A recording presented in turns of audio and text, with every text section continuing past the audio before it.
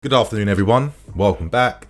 In today's news daily video, I'll be discussing the three big stories this afternoon. Here are the latest news surrounding Paris Saint-Germain interest in N'Golo Kante and some unbelievable shocking news that has come out surrounding the future of Antonio Rudiger and Barcelona. Wow, wasn't expecting this one, even though I guess naturally it did make a lot of sense. But I hope you guys enjoyed today's video. Smash that like button. Right now you guys, I could do with so much help and support if you could please comment below, hit the like button. The algorithm right now, since I've been out with illness throughout March, is not working in my favor at this point in time, and I could definitely do with your support at this point in time. But right now you guys, before we get into anything, I want to get one big plug out of the way first. Today's video is brought to you by friends of the channel in Spitch. Spitch is a fantasy manager app game where you build and create lineups every single week, where you compete against other users to win up to a share of 70k if you decide to put in a little bit of money. And if you don't want to, you're still just enjoying a fun managerial game on your app. Today is the final day for you guys to participate in Spitch's amazing prize giveaway, where there are 10 top prizes that can be won. A ton of gift card vouchers, and of course the big three ones including Beats, AirPod Pros, and the Apple Series 7 watch. And it's like, if you guys are really into your fitness, working out, tracking calories, all of that good stuff, this is the watch to get. And if you can win it for free, then why not? What makes this even better, you guys, is that it's free to enter the competition.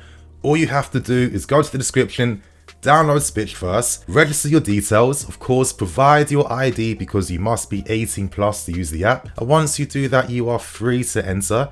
And all I can say is good luck. As I'm saying, go to the description, download Spitch, and don't miss out on the final day to enter the prize giveaway. Now we start with the first story, and let's discuss briefly the news surrounding N'Golo Kante and interest from Paris Saint-Germain.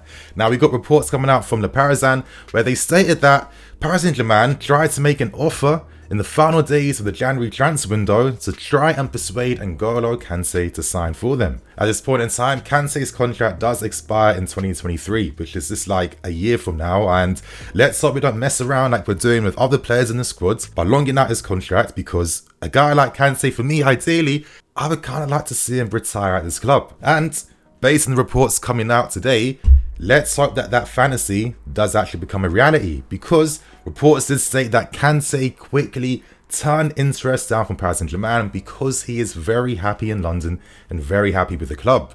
One of the other reasons too as well is the fact that if he was to return back to France, to Paris, he knows that life is going to be a lot more stressful, because of course he's just like a famous worldwide known figure. He'd be constantly harassed, photos, all that good stuff. Kante is a very reserved and understated guy who, you know, wants his privacy. And I guess the good thing about London is that we aren't the type of people that really like kind of beg it like that, and we want to, like, you know, selfie here, selfie there, attention here, attention there. You know, we let people do their thing and we kind of mind our own business, which I think, you know, kind of suits Kante very, very well. You know, for me, I think N'Golo Kante has a long-term future here. And I've always been saying this for a long time. You know, naturally as players do get a bit older, their positions do drop deeper. And it was weird, like when Kante was being used as a DM under Lampard, I didn't think he was bad at all. I mean, of course, the, you know, overall pressing structure from Lampard wasn't fully perfect. The few times it worked for like the few months during the start of the season when Kante was the DM covering the spaces left and behind by the fullbacks, I mean, he was doing a very good job. And for me, I think it easily makes sense for Kante to eventually move a bit deeper, knowing that number one, he's always in the best position to lead the counter press, make interceptions and block danger. I mean, his IQ is out of this world. This talk about Kante being like 70% of the world, like covering 70% of the world, it feels like that because he's forever in the right positions to sense and sniff out danger. When you have a player like this with such a high game IQ, it only makes sense that you could get even more years from him if he eventually was to drop a bit deeper, become more of a DM, which for me would just boost that longevity even more. Look at how the guy plays. I mean, he's so comfortable playing possession football. I mean, every type of football we've had under many different managers, Kante has been the first guy in the team sheet. It's because he's a complete football player. Look at how he receives passes with his back to goal. You know, he's receiving them on the half turn. You know, he plays one touch, two touch. He doesn't get closed down very easily, and his body orientation is always very positive. So when he receives passes from centre backs or from figures around him, in one touch he's opened his body up and he's ready to make that forward pass. I think, you know what, I don't think necessarily the final ball is his best strength. I mean, I don't think anyone should be blaming him for that, but I just think eventually, with just how complete he is as a football player, we could really benefit from that expertise in deeper positions as the seasons go on, considering that Kante is like 31 years old now after celebrating his birthday like a few days ago. So what do you guys think? N'Golo Kante, would you like to see him retire here? Do you think that he could be worthwhile using as a DM as the seasons go on? Let us all know below. So right now we move on to the big story that broke this afternoon involving Antonio Rudiger and Barcelona. This story was broken by Sky Germany, very good reporting from them.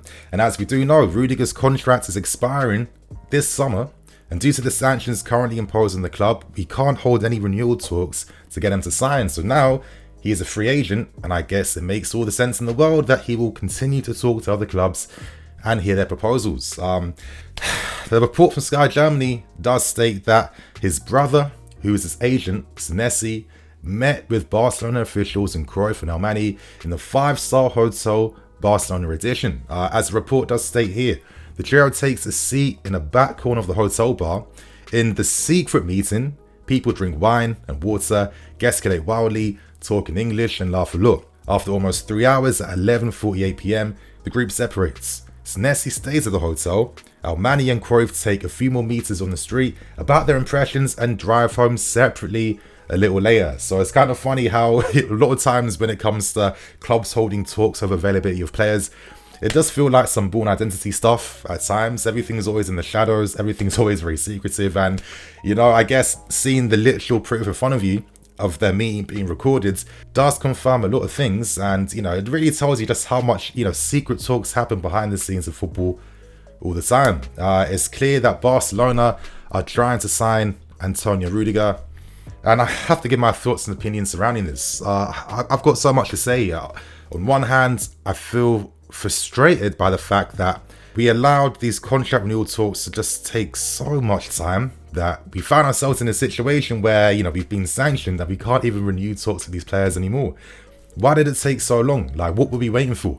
Why couldn't agreements be made like months back? I mean, I don't think Rudiger's demands were that crazy, but I guess, you know, in a sense, when you're a bit irresponsible with the way you do business when it comes to signing players, eventually, you know, you are going to feel the future ramifications. Because if you're struggling to take players off the wage bill, if you've signed big name players and given them big contracts and they're not performing, of course, that's going to affect the other stars in the team. And I guess for me, the frustration really comes from the fact that some of our most consistent players over a very long time, why were they not prioritized? Why did it take so long to find contract agreements? Why was it not prioritized? Like, listen, you are so important to this team, we can't afford to lose you. And the crazy thing is, you know, Barcelona, they want our entire defense, from Azpilicueta to Christensen, who's reportedly have already agreed to sign for Barcelona. They're now turning their attentions to Antonio Rudiger, and, you know, the squad and team that Xavi's building is pretty scary. And this is the thing I'm always saying all the time. When you're a club like us, we have to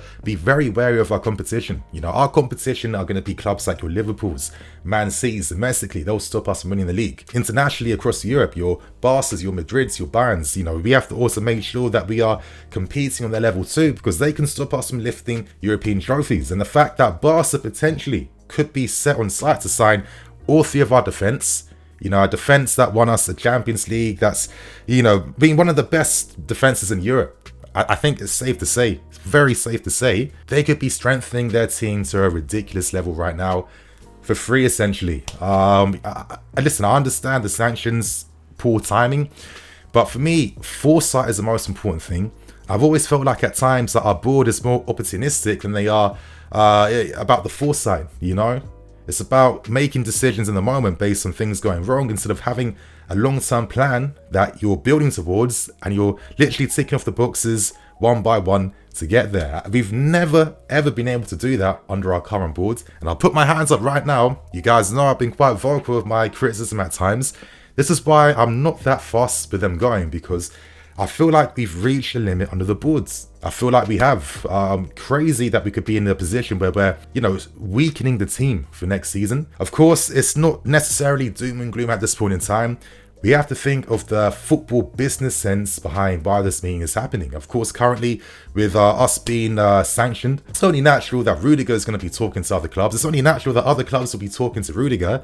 And listen, if you're getting presented amazing contract offers, you best know that if the player did have hopes to really remain here, once the ownership does take over the club, you'd imagine one of their biggest priorities will be on renewing the key players' contracts and getting them to remain. And because it's new management, could there be a possibility that these players could be earning even more money or even getting better contract offers made compared to what was being given to them under Marina? I wouldn't be surprised by that. Of course, you know, I'm not going to naively assume that players are going to stop talking to other clubs as well too. It's only natural that you have to do that, you know.